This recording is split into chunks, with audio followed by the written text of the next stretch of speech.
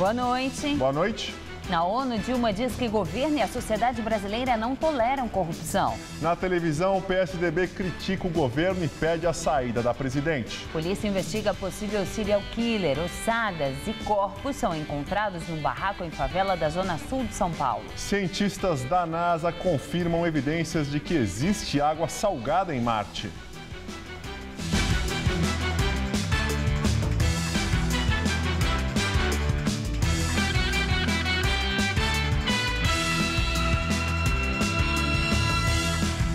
Polícia investiga assassinatos em série na Zona Sul de São Paulo. Corpos e ossadas foram encontrados na casa de um pintor de paredes. Tudo começou nesta viela na região do Jabaquara, Zona Sul de São Paulo. Carlos Neto Alves de Matos Júnior, de 21 anos, que era deficiente auditivo, tinha desaparecido na última quarta-feira. Na sexta-feira, a família descobriu que o rapaz tinha sido visto pela última vez aqui. O moço que estava ali falou assim que ele tinha entrado para a casa desse Jorge e não tinha saído mais. Aí a gente viemos só os familiares falar com a mãe do cara, para ver se ela deixava a gente entrar no local, e ela não deixou. Aí ela ligou para a polícia e fez a ocorrência de que a gente tinha invadido o local e a casa do filho dela estava cheia de sangue, sendo que ela não deixou a gente entrar. Quando a polícia chegou, o pintor de paredes Jorge Luiz Moraes de Oliveira, de 41 anos, dono da casa, estava fora. A polícia então entrou e encontrou o corpo de Carlos enterrado em um cômodo da residência. A perícia descobriu também outros 2 corpos, ainda não identificados, e ossadas. Segundo o boletim de ocorrência, Jorge se entregou e confessou ter assassinado Carlos depois de uma briga, mas ainda não se sabe se ele foi responsável pelos outros crimes. A justiça então decretou a prisão temporária dele, que já cumpriu pena por 2 homicídios. Hoje a polícia voltou à casa porque esta mulher veio com a sogra atrás da companheira. Renata Cristina Pedroso Moreira, de 33 anos, está desaparecida desde janeiro. E os familiares acreditam que a universitária seja uma das vítimas. Como eu rastreava o celular dela, uma dos rastreios foi exatamente nesse ponto, na direção da casa desse assassino. Com a descoberta da nova ossada, a polícia voltou até o local e interditou a casa para novas investigações. É a 3ª vez que a perícia vem aqui. Aquilo que um olho não vê, o outro pode ser que enxergue de outro jeito. Mas não é que foi liberado. Tecnicamente, já tinha sido esgotado com os elementos que eles tinham agora. Em programa veiculado na TV, PSDB defende a saída da presidente Dilma Rousseff. Na propaganda, o senador e presidente nacional do PSDB, Aécio Neves, diz que o partido vai agir dentro das regras democráticas. Vocês se lembram? Nós já tiramos o Brasil da crise uma vez com Plano Real. Nós mostramos que sabemos o caminho para recuperar a confiança e a credibilidade perdidas. O ex-presidente Fernando Henrique Cardoso diz no vídeo que Dilma está pagando pela herança maldita deixada por Lula. A economia vai muito mal e a presidente é refém de uma base de sustentação no Congresso que a cada dia é mais do tipo toma lá da cá. Ela, na verdade, está pagando pela herança maldita que o Lula deixou. Está na hora da presidente ter grandeza e pensar no que é melhor para o Brasil e não para o PT. Além de Aécio e Fernando Henrique, a propaganda mostra outros líderes tucanos, como o governador de São Paulo, Geraldo Alckmin, e o senador José Serra. Os brasileiros não podem mais pagar a conta dessa incompetência do PT. E o PT reagiu às críticas. Uma propaganda que será veiculada em intervalos comerciais de TV tem Lula como protagonista. 2 vídeos, cada um com 30 segundos, deverão ir ao ar amanhã na TV aberta. Os vídeos já estão na internet. Os vídeos já estão disponíveis no canal do Partido dos Trabalhadores no YouTube.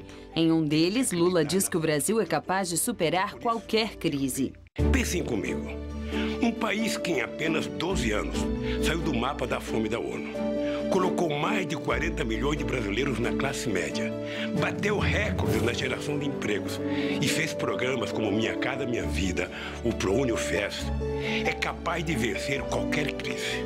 Um país que fez tanto em tão pouco tempo tem que acreditar na força do seu povo. Foi por isso que lutei e vou continuar lutando hoje e sempre.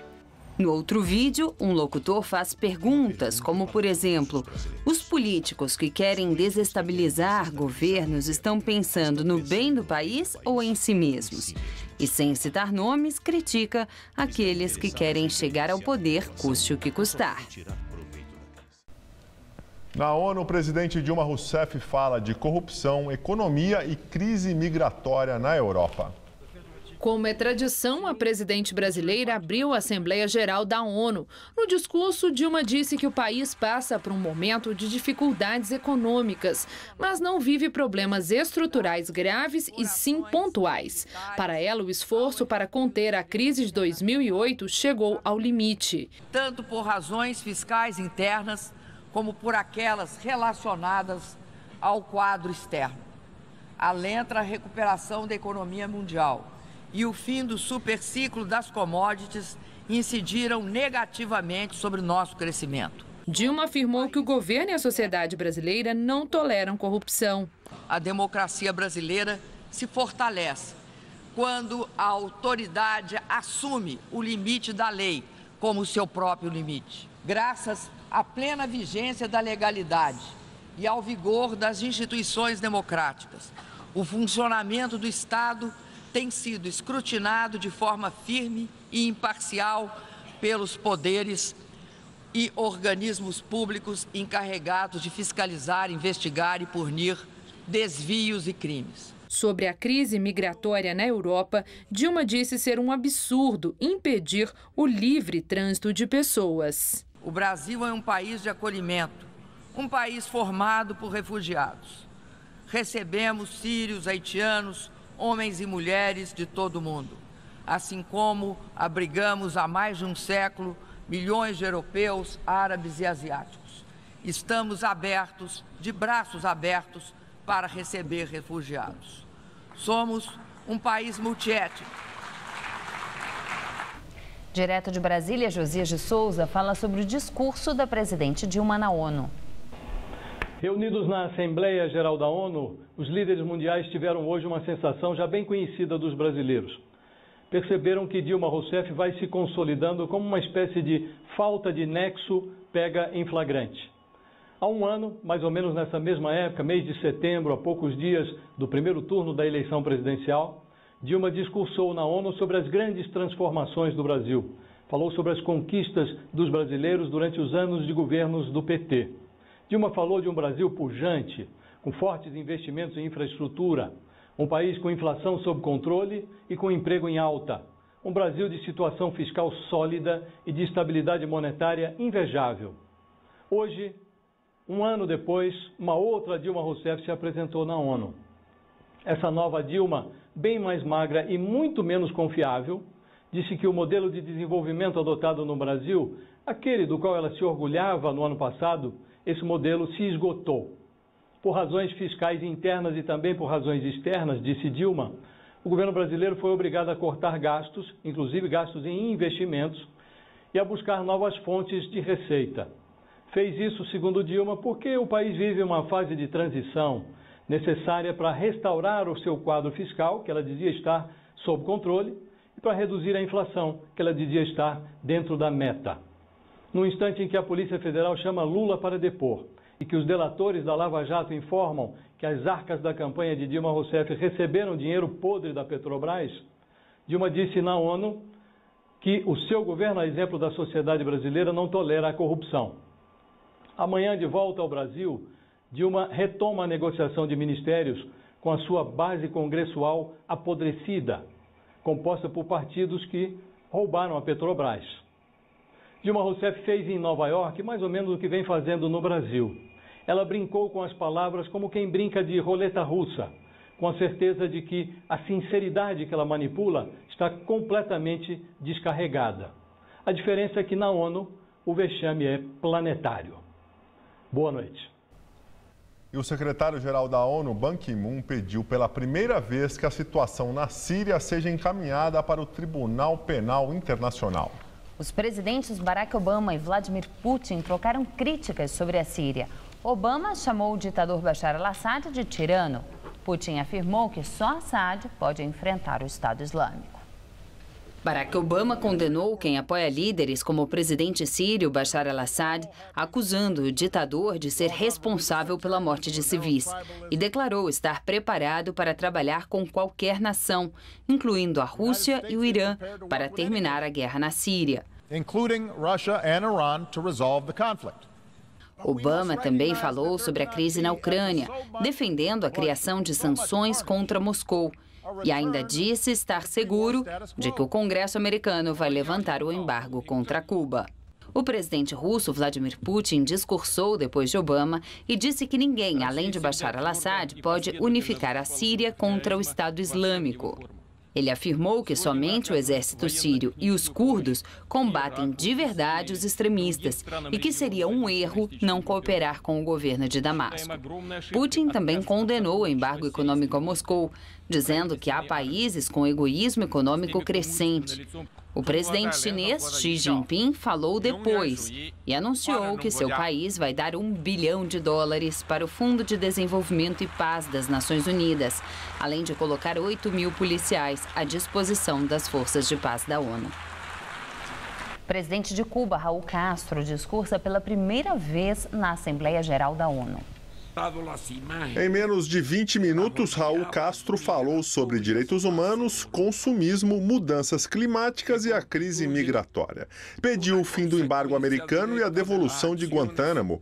Disse que a República Bolivariana da Venezuela vai contar sempre com a solidariedade de Cuba.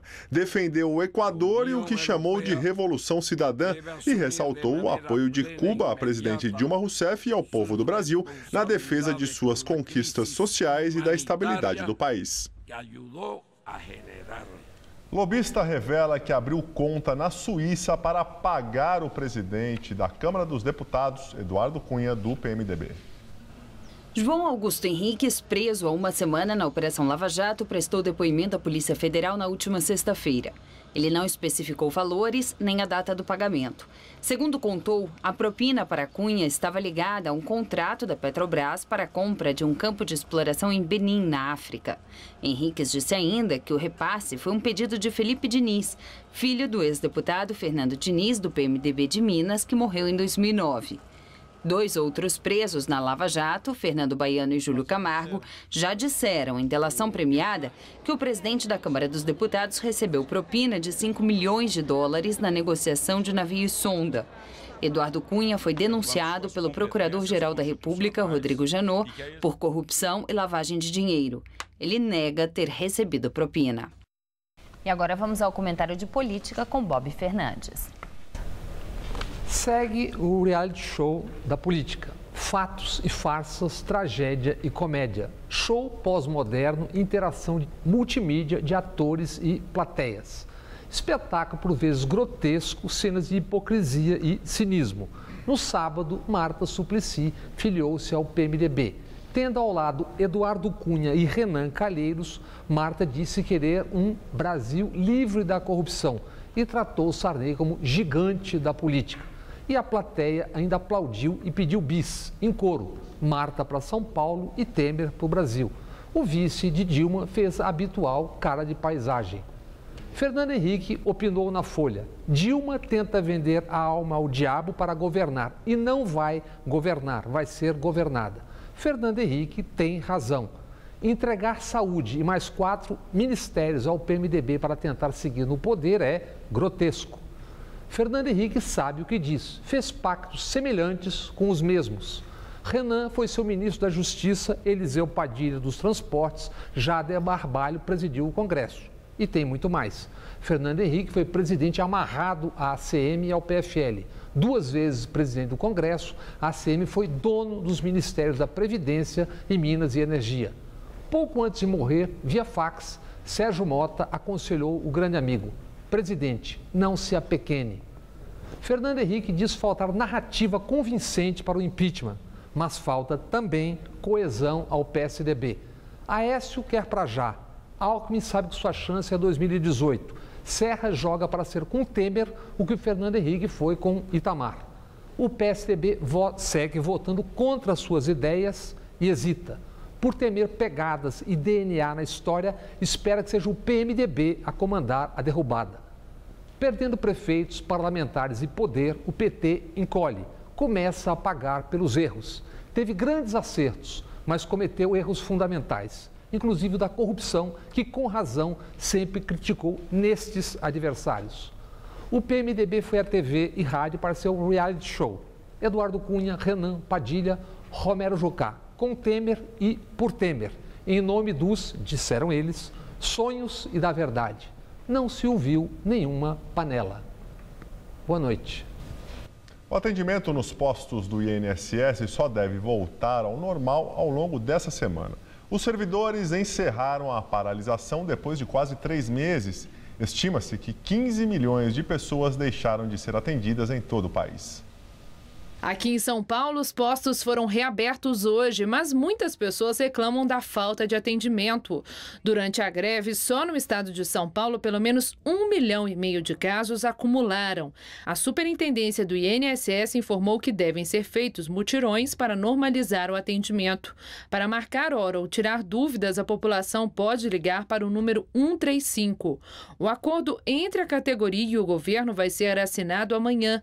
Os servidores pediam 27% de aumento, mas aceitaram a proposta do governo de reajuste de 10,8%. Os médicos peritos ainda estão em greve e apenas 30% dos agendamentos foram mantidos. Depois de recuar na semana passada, o dólar abre a segunda-feira em alta e volta a ultrapassar a barreira dos R$ 4,00.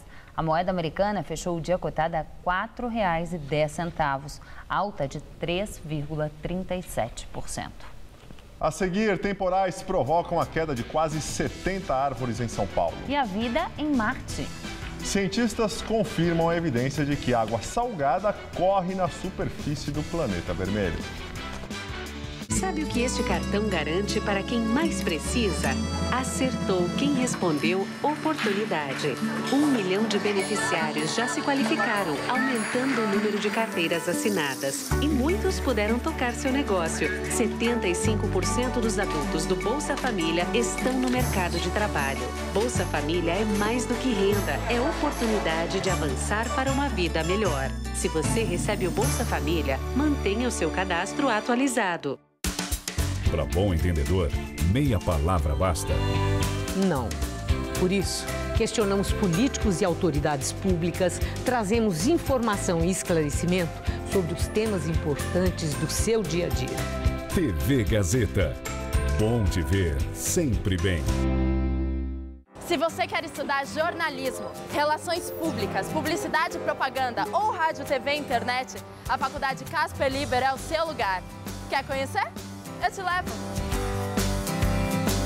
Aqui a gente aprende na sala de aula e também em laboratórios de rádio, fotografia, edição de imagens e estúdios de TV. Você também pode colaborar em revistas, sites, programas de TV e rádio laboratoriais. E tem oportunidade de estágio dentro da Fundação Casper Libero. São mais de 60 anos de tradição numa localização incrível. Faculdade Casper Libero, formando os melhores profissionais da comunicação. Quer saber mais? Acesse nosso site. Nesta segunda, no Todo Seu. Vamos falar sobre um problema que afeta não só a fonte, mas principalmente quem dorme ao lado. O ronco. Tem a alta gastronomia do chefe Carlos Watanabe. Eu ainda converso com um ator e cantor que já foi modelo, até atleta, o bonitão Juan Alba. No musical, todo o talento da minha querida Fabiana Cosa. Estou esperando você. Vem ou não vem? Vem, né? Tudo bem. Todo Seu, nesta segunda, 10h30 da noite.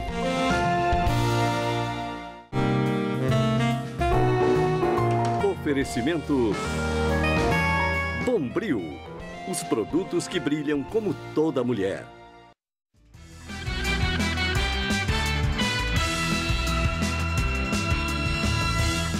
Cientistas da NASA confirmam a evidência de que água salgada corre na superfície de Marte durante os meses do verão. As linhas que correm sobre encostas na superfície do planeta vermelho podem ser de água salgada. Dados recolhidos pela sonda da NASA mostram evidências de sais minerais hidratados, que precisam de água para se formar. As faixas estreitas de água tendem a aparecer durante o verão no planeta vermelho. O sal diminui o ponto de congelamento da água, o que explicaria os riachos sazonais. Os pesquisadores acreditam que se a água de Marte não for corrente, ela é pelo menos gotejante. A fonte da água ainda é desconhecida, mas a descoberta pode influenciar os estudos sobre a existência de vida microbiótica no planeta mais parecido com a Terra no sistema solar. Hoje, muitos paulistanos contabilizaram os prejuízos causados pelo temporal que atingiu São Paulo ontem à noite e de madrugada. Pelo menos 68 árvores caíram. Uma delas foi aqui no Jardim da Saúde, na Zona Sul. A árvore caiu sobre um poste que, por sua vez, derrubou parte do muro dessa escola estadual. Ninguém ficou ferido. A energia teve que ser interrompida, mas as aulas da manhã foram mantidas. Outra árvore que caiu foi na rua Vespasiano, na Lapa, na Zona Oeste. Uma tipuana enorme, de pelo menos 50 anos de vida, caiu sobre 3 carros que estavam estacionados. Ninguém se feriu, mas a rede elétrica também foi afetada. Os moradores ficaram sem energia durante toda a madrugada. Alguns dizem que já solicitaram à prefeitura a poda da árvore que caiu. A prefeitura fica de vir, nunca veio. Mas isso aí já era fato contado. A gente sabia que isso ia acontecer mais dia, menos dias. Eles poderiam ter evitado isso antes. Porque na última vez que vieram podar, olharam as árvores, nós vamos voltar semana que vem para retirar as árvores, e não voltaram. Em nota, a subprefeitura da Lapa informou que, assim que tomou conhecimento da ocorrência na rua Vespasiano, direcionou equipes para o local. O texto diz ainda que a árvore foi podada em abril do ano passado e que o acúmulo de água da chuva desta madrugada contribuiu para aumentar o peso da copa, que, aliado à força dos ventos, resultou na queda. Dados do Centro de Gerenciamento de Emergências mostram que este mês de setembro já é o mais chuvoso em 21 anos. E será que a chuva continua nos próximos dias? Vamos à previsão para o estado de São Paulo com Mariana Armentano. Todo o estado de São Paulo teve uma melhora significativa na qualidade do ar e deve permanecer assim por toda a semana. Para esta terça-feira, só deve chover no interior do estado e a expectativa é de que as temperaturas caiam um pouco, mas o tempo ainda fica bem abafado. Em Presidente Bernardes, no oeste do estado, a máxima chega aos 32 graus. Já na cidade de Franca, temperaturas mais amenas, entre 16 e 25 graus amanhã. E no leste paulista, a máxima vai aos 29 graus em São José dos Campos e não chove por lá, assim como no litoral e aqui na região metropolitana, onde o dia fica com muitas nuvens, mas chuva que é bom, nada. Amanhã aqui na capital, mínima de 16 e máxima na casa dos 26 graus. No meio da semana já voltam as chances de chuva, mas elas devem ser bem pontuais. Na quarta, a máxima chega aos 27 graus e na quinta-feira faz até 28. A edição das 10 do Jornal da Gazeta termina aqui. Boa noite. Fique agora com o Rony Von no Todo Seu. Uma ótima semana para você e até amanhã.